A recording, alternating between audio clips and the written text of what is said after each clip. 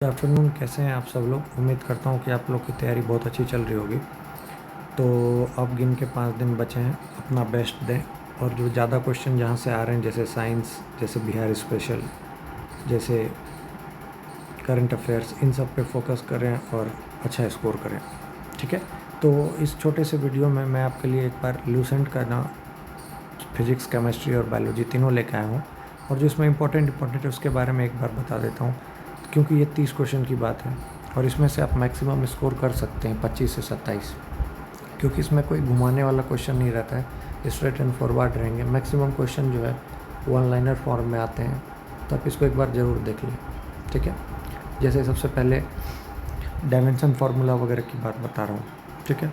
इसमें आप देख सकते हैं फिजिकल क्वांटिटी तो आपको याद रखना है, कितने हैं? 7। ये याद रखना है, length, mass, time, electric current, temperature, intensity और अमाउंट ऑफ सब्सटेंस। आप इसको एक बार ज़रूर देख लें, क्योंकि क्वेश्चन इसमें से आ सकता है। ठीक है। फिर उसके बाद 2 क्वांटिटी हैं, स्केलर और वेक्टर। इनके एग्जांपल देख लें। जैसे स्केलर का एग्जांपल है वर्क है, ठीक है, मास है, स्पीड है, वॉल्यूम है। तो इसको आप ज़रूर देख के जाए, इसको आप अच्छे से कर लीजिएगा। ठीक है। उसके बाद डेफिनेशन वेलोसिटी का, एक्सीलरेशन का, rate of change of momentum क्या है, rate of change of velocity क्या है। ठीक है। एक बार इसको आप अच्छे से देख लीजिएगा। मोशन तीनों लॉ जो हैं वो देख लेना है एक बार। ठीक है। ठीक है। इसमें आप देख सकते हैं इम्पल्स बराबर फोर्स इंटू टाइम, डायरेक्ट उसमें से क्वेश्चन पूछ देगा वो। ठीक है। जैसे लास्ट टाइम पूछा था कि नॉन कॉन्टैक्ट फोर्स का एग्जांपल क्या है, तो नॉन कॉन्टैक्ट मतलब क्या था कि जिसमें टच नहीं होना चाहिए। जैसे फ्रिक्शन होगा तो उसमें टच होगा, तो आपको उसमें से पता करना था। ठीक है। इसको आप एक बार देख लीजिएगा यहाँ से। अब देखिए कुछ, फिर एक मोमेंटम का देख लीजिएगा कि P equal to M V है, और काइनेटिक एनर्जी और उसका क्या रिलेशन, तो K equal to P square by 2m। ठीक है। डायरेक्ट यहाँ से क्वेश्चन आएगा। ठीक है। W बराबर एफ एस। कई एक बार मैंने देखा था कि इसमें क्वेश्चन जो है work equal to force into displacement है। इससे क्वेश्चन दिया था कि फोर्स का अगर ये यूनिट है, एस का ये यूनिट है, तो फाइनल जो यूनिट है वो क्या बनेगा इसके प्रोडक्ट का। तो अगर आपको जब पता होगा कि वर्क बराबर एफ एस होता है, तो तब आप वर्क का जो है सो यूनिट निकाल सकते हैं। ठीक है, जूल में। यहाँ से पोटेंशियल एनर्जी बराबर एम जी एच वाला फॉर्मूला, काइनेटिक एनर्जी बराबर हाफ एम बी स्क्वायर, ये देखना है। ठीक है। फिर ग्रेविटेशनल फोर्स का जो होता है F equal to G m1 m2 R square, ये वाला फॉर्मूला एक याद रखना है। फिर यहाँ से ये याद रखना है कि ग्रेविटी जो है मैक्सिमम पोल पे होती है, मिनिमम होती है इक्वेटर पे। ठीक है। स्केप वेलोसिटी की वैल्यू डायरेक्ट पूछी जाती है 11.2। ठीक है, अर्थ के लिए। प्रेशर बराबर फोर्स पर यूनिट एरिया, ये आपको पता है, ये पूछा जाएगा। ठीक है। फिर बायांसी वाला देख लीजिएगा, किसी चीज़ को डुबाते हैं तो उतना बराबर वाटर आता है, या फिर राइजिंग लेवल क्या होगा, तो वो सेम होता है जितना वो डिस्प्लेस करेगा। ये आप एक बार देख लीजिएगा इसमें। ठीक है। फिर सरफेस टेंशन वाला क्वेश्चन आता है, जैसे कि लिक्विड है वो स्फेरिकल ही शेप क्यों लेता है, तो इसका आंसर होता है सरफेस टेंशन। तो यहाँ से क्वेश्चन पूछा जा सकता है। ठीक है। पानी जो है वो ऊपर की तरफ क्यों चढ़ता है, तो कैपिलरी एक्शन। ठीक है। फिर पूछेगा कि आइडियल फ्लूइड है, उसका विस्कोसिटी क्या होता है, तो 0 होता है। ये आपको डायरेक्ट याद रखना है सब। ठीक है। फिर हुक्स लॉ पूछता है, तो हुक्स लॉ बोलता है कि इलास्टिक लिमिट है, एक प्रॉपर लिमिट है इलास्टिक का, उसमें अगर हम देखें तो stress is directly proportional to strain. ये आपको डायरेक्ट याद रखना है। ठीक है। फिर एसएचएम में आप देख सकते हैं कि टाइम पीरियड जो है वो भी पूछ लेगा। ठीक है। तो 2π√L/g होता है, ये डायरेक्ट याद रखिएगा। मून पर जो वैल्यू है GQ 1/6 होती है अर्थ से। ठीक है। फिर आपको पता होना चाहिए कि साउंड कौन सा वेव है, लाइट कौन सा वेव है, तो लाइट क्या है, ट्रांसवर्स वेव है, और साउंड वेव क्या है, लॉन्गिट्यूडनल वेव है। ये डायरेक्ट क्वेश्चन आएगा, आपको याद रखना पड़ेगा। फिर आपको 1-2 बार इलेक्ट्रोमैग्नेटिक वेव्स की 2-3 प्रॉपर्टी याद रखनी पड़ेगी इलेक्ट्रोमैग्नेटिक, क्योंकि कहीं से भी क्वेश्चन पूछ देगा। ये कैसे होते हैं, न्यूट्रल होते हैं, ट्रांसवर्स होते हैं। ठीक है। ये वेलोसिटी ऑफ लाइट के हिसाब से करते हैं। आप लाइट ऑफ स्पीड क्या है ये आपको पता होना चाहिए, 3 × 10⁸ या 6, ये आप बताइए। ठीक है, मीटर पर सेकेंड। फिर उसके बाद 3 टाइप के जो साउंड के होते हैं, वो इंफ्रासोनिक, अल्ट्रासोनिक। ठीक है। और जो नॉर्मल ऑडियो है, तो 20,000 से ज़्यादा तो अल्ट्रासोनिक, 20 हर्ट्ज से कम तो इंफ्रासोनिक, और 20 और 20,000 के बीच में तो जो ऑडिबल रेंज है वो। देखिए, साउंड और लाइट में एक क्वेश्चन बहुत फेमस है, पता नहीं कितनी बार आ गया कि एक मीडियम से दूसरे मीडियम में जाएगा तो क्या बदलेगा, क्या सेम रहेगा। आपको याद रखना है कि सब कुछ बदल जाएगा, फ्रीक्वेंसी सेम रहेगा बस। ठीक है, डायरेक्ट याद रखिएगा।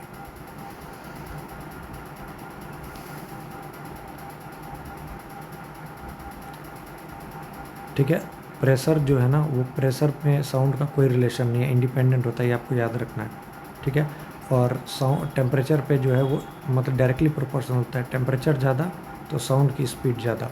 ठीक है, याद रखेगा, इसीलिए टेम्परेचर जो है सॉलिड में ज़्यादा साउंड का। फिर हीट वगैरह में देख लीजिएगा एक बार, न्यूटन्स लॉ ऑफ कूलिंग का फॉर्मूला। ठीक है, फिर आप ये देख लीजिएगा कि Cp माइनस Cv बराबर R होता है, एक फार्मूला है, ये आप देख लीजिएगा। Specific heat of gas constant volume पे कांस्टेंट प्रेशर पे। फिर इसमें भी 3 आता है, boils law, Charles law, Gay Lussac law, देख लीजिएगा।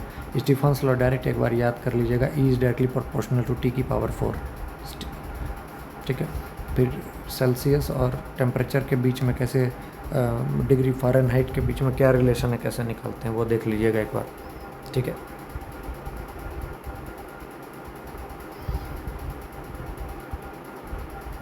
कंडक्शन, कन्वेक्शन और रेडिएशन, इन तीनों के बीच में डिफरेंस ये देख लीजिएगा। ठीक है, इवेपोरेशन, कंडेंसेशन क्या होता है ये देखना है एक बार। ठीक है, थर्मोडायनेमिक्स में फर्स्ट लॉ बहुत इंपॉर्टेंट है, delta Q is equal to delta U plus delta W. तो डेल्टा यू हो गया इंटरनल एनर्जी, क्यू हो गया चेंज इन हीट, और डब्ल्यू हो गया वर्क डन। ऑप्टिक्स बहुत इंपॉर्टेंट है, ये आपको देखना पड़ेगा। जैसे लाइट ट्रांसफर वेव है, फिर लाइट का एनर्जी का फॉर्मूला एच म्यू। लाइट के पास दोनों नेचर होता है, particle nature as well as बता light have both nature, wave and particle. ठीक है, अम्ब्रा और पेनम्ब्रा का डेफिनेशन याद होना चाहिए। जहाँ पे कोई लाइट नहीं पहुँचती वो अम्ब्रा रीजन, जहाँ पे पार्शियल लाइट पहुँचती है वो पेनम्ब्रा रीजन। ठीक है, ठीक है, कनकेव मिरर का यूज पता होना चाहिए, सेविंग में होता है, हेडलाइट में होता है। ठीक है, कॉन्वेक्स का रियर व्यू मिरर में, ये सब आपको एक बार देखना पड़ेगा। रिफ्रैक्शन का एग्जांपल, बेंडिंग ऑफ लाइट जो है, ट्विंकलिंग ऑफ स्टार। ठीक है, फिर TI या टोटल इंटरनल रिफ्लेक्शन। ठीक है, इसके लिए कंडीशन होता है कि लाइट जो है डेंसर से रेयरर में आना चाहिए, एंगल ऑफ इंसिडेंस जो है क्रिटिकल एंगल से ज़्यादा होना चाहिए। ठीक है, तो ये सब आप एक बार देखिएगा। अब पावर ऑफ लेंस बराबर होता है 1/f, P बराबर 1/f। ठीक है, रेसिप्रोकल ऑफ फोकल लेंथ। ठीक है, अब TR के एग्जांपल पता है, स्पार्कलिंग ऑफ डायमंड, मिराज। ठीक है, विवग्योर आपको पता है। ठीक है, तो डिस्पर्सन मैक्सिमम होता है वायलेट के लिए, मिनिमम होता है रेड के लिए, याद रखना है। स्कैटरिंग भी जो है, light scattering of light is minimum for violet, याद रखिएगा। रेड का बहुत ज़्यादा स्कैटर होता है, इसीलिए जो बत्ती वगैरह है ये लाल कलर की होती है और हमें बहुत दूर से दिखाई देती है, ट्रैफिक लाइट वगैरह। फिर ये आजकल क्वेश्चन ट्रेंड में है कि वाइट किस किस कलर से मिलता है, तो ब्लू रेड ग्रीन से, ब्लू प्लस ग्रीन से सियान, रेड प्लस ब्लू से मर्जेंटा। ठीक है, देखिए सोप बबल वाला कोई भी क्वेश्चन बोलेगा, ठीक है ना, तो उसका आंसर इंटरफेरेंस। अभी कम टाइम है इसलिए मैं बता रहा हूँ। अगर कोई बोलेगा कि 2 सोप बबल को मिला दिए तो क्या किसके कारण ये हुआ, तो आंसर जाएगा इंटरफेरेंस, डायरेक्ट याद रखिएगा। ठीक है, फिर आई में 2 याद रखिएगा, मायोपिया, हाइपरमाइट्रोपिया। ठीक है, मायोपिया याद रखिएगा ना, जो नज़दीक का ऑब्जेक्ट है वो देख नहीं पाता, इसका ठीक कैसे होगा, तो याद रखिएगा इसके लिए कनकेव लेंस कहते हैं, जिसका जस्ट उल्टा हाइपरमाइट्रोपिया हो जाएगा, कन्वेक्स लेंस। ठीक है, फिर इलेक्ट्रिक करंट में आपको पता है कि इलेक्ट्रिक करंट स्केलर होता है, इसमें 2-3 फार्मूला है, V बराबर IR। ठीक है, तो I बराबर V/R, यही क्वेश्चन पिछली बार पूछा है। प्राइमरी सेल जो है, जो रिचार्जेबल नहीं है, सेकेंडरी सेल रिचार्जेबल है। ठीक है, छोटा छोटा यही सब फार्मूला है, इस सबको आप एक बार देख लीजिएगा। और इसमें आपको पैरेलल और सीरीज वाला कंसेप्ट पता ही होगा, हमारे घर में पैरेलल सर्किट है। ठीक है, हमारे घर में जो होता है वो पैरेलल होता है। ओम्स लॉ पता है आपको, V बराबर IR। ठीक है, ठीक है, ट्रांसफार्मर पता है आपको, AC को DC में बदलता है। ठीक है, और AC जो जनरेटर है वो मैकेनिकल को इलेक्ट्रिकल में। फिर मैग्नेटिज्म वगैरह देख लीजिएगा, जैसे क्यूरी टेम्परेचर क्या होता है कि मैग्नेटिक फेरोमैग्नेटिक सब्सटेंस का जो मैग्नेटिक प्रॉपर्टी होता है वो कम हो जाता है और वो पैरामैग्नेटिक बन जाता है, यही है क्यूरी टेम्परेचर, फेरोमैग्नेटिक से पैरामैग्नेटिक बनना। ठीक है, इसको देख लीजिएगा। बाकी प्रोटॉन, इलेक्ट्रॉन, न्यूट्रॉन, इन तीनों का डिस्कवरी किसने की थी? प्रोटॉन की रदरफोर्ड, न्यूट्रॉन की चैडविक, इलेक्ट्रॉन का जे थॉमसन। ये बहुत इंपॉर्टेंट है, एक नज़र इस पर भी डाल देना है। ठीक है, अल्फ़ा पॉजिटिव चार्ज होता है, ये याद रखना है। ठीक है, ये बहुत इंपॉर्टेंट है। बीटा जो है वो माइनस चार्ज होता है, ये बहुत इंपॉर्टेंट है। ठीक है, ये आपको याद रखना है, ये 2 क्वेश्चन पूछा जाता है। ठीक है, फिर मॉडरेटर का यूज में क्या क्या करते हैं? तो हैवी वाटर यूज़ करते हैं, न्यूक्लियर रिएक्टर की बात कर रहा हूँ। ठीक है, कंट्रोल रोड में कैडमियम यूज करते हैं, मॉडरेटर में हैवी वाटर। ये मैं वही बता रहा हूँ जो आने लायक है, फालतू कुछ भी डिस्कशन नहीं कर रहा हूँ। हाँ, वही अगर अल्फ़ा बीटा गामा में पेनिट्रेशन के बारे में बात करेगा तो वो गामा का मैक्सिमम होगा। ठीक है, और आयनाइजिंग की बात करेगा तो अल्फ़ा का मैक्सिमम होगा। ये डायरेक्ट दिमाग में रखना। ठीक है, सेमीकंडक्टर आपको पता ही है, पी टाइप होता है, एन टाइप होता है। पी मतलब हो गया 13th ग्रुप के एलिमेंट को मिलाएंगे, एन मतलब हो गया 15th को, पेंटावेलेंट को। ठीक है, और इंट्रिंसिक हो गया जो बिल्कुल प्योर है, जिसके में कुछ नहीं मिला है। डोपिंग मतलब इम्प्योरिटी मिलाना ताकि कंडक्टिविटी को बढ़ाए। ठीक है, रेक्टिफायर हो गया जो एसी को डीसी में कन्वर्ट करता है। तो बस इतना ही है फिजिक्स, इसी में से आना है 10 क्वेश्चन और आप कर लीजिएगा। ठीक है, एक नज़र केमिस्ट्री देख लेते हैं। जैसे father of modern chemistry Lavoisier को कहते हैं। देखिए, केमिस्ट्री मैंने अपने उस पर बताया हुआ है, तो आप उसको जाके देख सकते हैं। ये बस मैं आपको एक बार लूसेंट के पेजेस बता रहा हूँ, कहाँ कहाँ से आपको एक बार देखना है। ठीक है, फिर आपके बारे में बोलेगा मरकरी जो है मेटल होते हुए भी लिक्विड है रूम टेम्परेचर पे। ठीक है, ये सब चीज़ ये इंपॉर्टेंट है। होमोजीनस मतलब सेम, हेट्रोजीनस मतलब सेम मिक्सचर। ठीक है, सब्लिमेशन मतलब सॉलिड का डायरेक्ट कन्वर्जन वेपर में। ठीक है, क्रोमेटोग्राफी मतलब हुआ, क्रोमा मीन्स कलर, कलर के बेसिस पर जो डिफरेंस करेंगे वो ये हो गया क्रोमेटोग्राफी। ठीक है,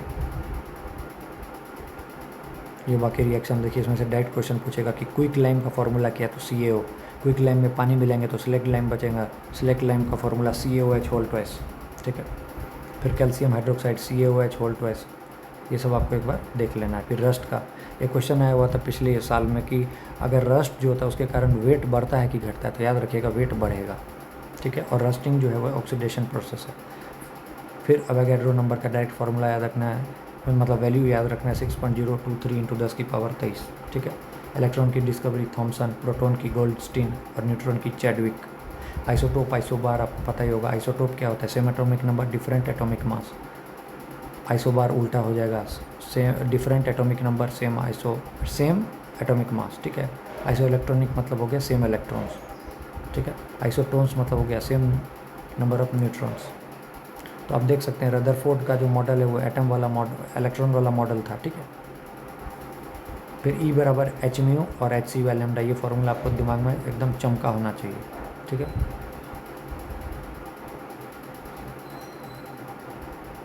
फिर लेवोजियर ने एलिमेंट को मेटल और नॉन मेटल में बांटा था, ये सब आपको एक बार पता होना चाहिए। मैंडलीव का जो था पीरियडिक टेबल वो एटॉमिक मासेज के अनुसार था।